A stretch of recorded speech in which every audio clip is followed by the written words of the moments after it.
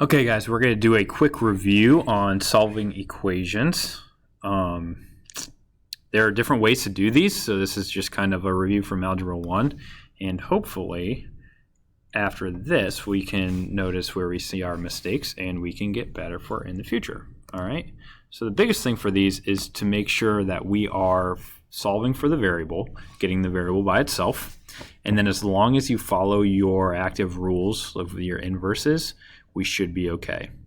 So the first one here, I'm going to locate my variable, which is the x. Okay, x is right there. All right, so to get rid of that, what we can do is we can subtract 2 from both sides. Minus 2,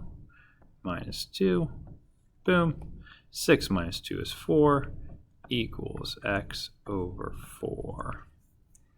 Then, whenever I have divided by 4, the inverse of that is multiplication, so I can multiply both sides by 4. Get x equals 16. Another thing that I can do is I can see from this very beginning here, so if I have 6 equals x over 4 plus 2, okay, whenever I see fractions, a lot of times some of you guys like to get rid of them as soon as possible. So in order to do that, you can multiply both sides by whatever that denominator is. So this, I can multiply that by 4, and I can multiply that by 4. 4 times 6 is 24, equals 4 times x over 4. Those 4's are going to cancel out. 4 divided by 4 is just 1. So I have x plus, make sure you distribute it to the 2 as well, 8. So if I subtract 8, x equals 16. So either way it'll work. On the next one, okay, make sure that we distribute. I like to use arrows. 2 times n is just 2n plus 10 equals negative 2. Common mistake is people like add or subtract these. Make sure you multiply. Okay, then from there I can subtract 10 from both sides, minus 10. 2n equals negative 2 minus 10 is negative 12. So then if I divide by 2, I get n equals negative 6. Again, feel free to pause and try to do these on your own and then see if you are doing them right. Okay. This one, number 3, is very similar to number 1. So however, whatever method you want to do, if you want to do the first method or the second method, both will work out okay. I'm going to multiply everything by 2. Because I see that for the fraction of the denominator, just make sure you go to everything. So negative 12 equals these. To multiply here, the 2's will cancel out. X minus 20. Then I can add 20 to both sides. X equals a positive 8. Boom. Okay, for the next one, I would have 144 equals, make sure you distribute the negative, so negative 12x minus 60. Okay, add the 60. So I would have 204 equals negative 12x. Divide that by negative 12 on both sides. Okay, and I would get x equals, grab calculator, 204 divided by negative 12 to get negative 17.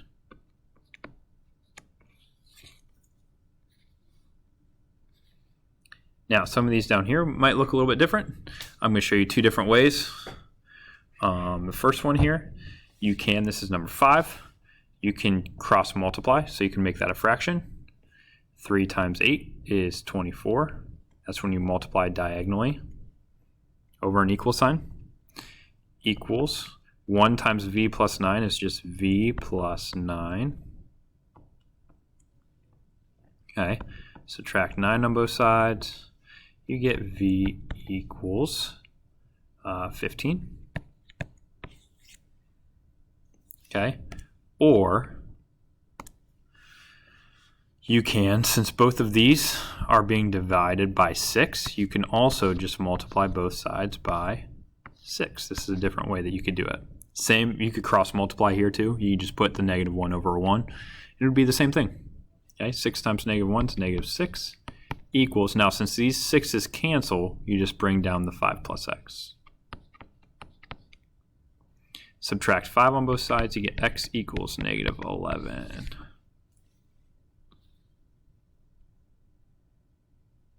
Okay, last one here.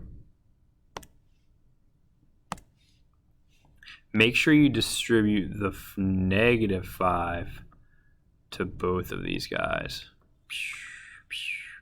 So I get 4x. Negative 5 times 3x is negative 15x. Negative 5 times 6 is negative 30 equals negative 24. Okay, I can combine. I like to underline things I'm combining. 4 minus 15 is negative 11x minus 30 equals negative 24. Then from there, to get the x by itself, I will add 30. Negative 11x equals 6. Then I can divide by negative 11. X equals negative 6 over 11. And that's my answer. Okay. Some of you guys might put that in your calculator for a decimal. I would like to have the fraction form of that. That's me personally. Here, distribute the negative 4. Negative 6v minus 20v minus 32 equals 64.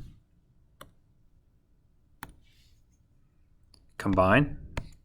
Negative 6 minus 20 is negative 26 minus 32 equals 64. I'm going to add 32.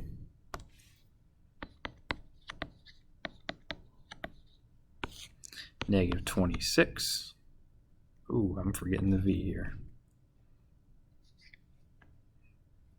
Equals 26v equals 96.